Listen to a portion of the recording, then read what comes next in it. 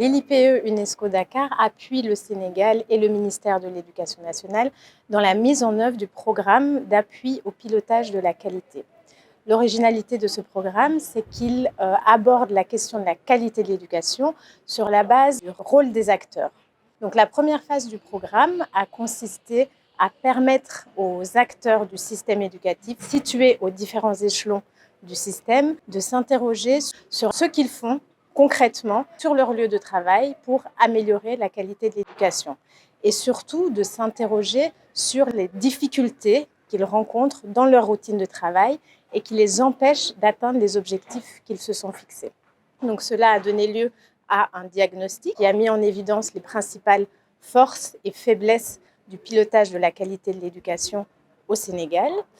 Et l'originalité de ce diagnostic est qu'il n'aboutit pas sur des recommandations, mais plutôt qu'il identifie des problématiques prioritaires qui nécessitent d'être réfléchies davantage en profondeur pour améliorer le pilotage de la qualité de l'éducation. Au Sénégal, une des problématiques prioritaires qui a été identifiée est la question du besoin de renforcer l'accompagnement pédagogique des enseignants.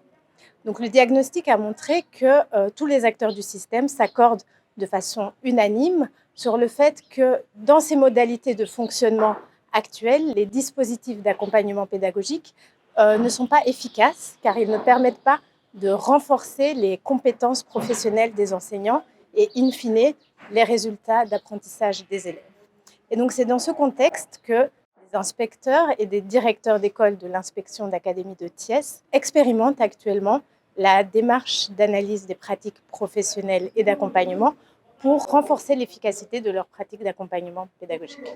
La démarche d'analyse des pratiques professionnelles, dans un premier temps, c'est une démarche de travail qui permet à des professionnels d'analyser de façon collective les difficultés qu'ils rencontrent dans leur routine de travail quotidienne. Dans le cadre du Sénégal, on parle de l'analyse des pratiques professionnelles et d'accompagnement parce qu'il s'agit de permettre aux directeurs d'école et aux inspecteurs d'analyser leurs pratiques d'accompagnement, prendre du recul par rapport à leurs habitudes d'accompagnement et développer des nouvelles façons d'accompagner les enseignants de façon plus efficace. Donc la suite de cette démarche consistera à présenter les résultats de l'expérimentation aux autres acteurs du système éducatif, notamment aux acteurs du niveau central, pour leur partager les principaux bénéfices de l'analyse des pratiques professionnelles et ensuite de réfléchir aux conditions de mise à l'échelle. L'idée sera ensuite de proposer aux décideurs politiques différents scénarios de mise à l'échelle de la démarche d'analyse des pratiques professionnelles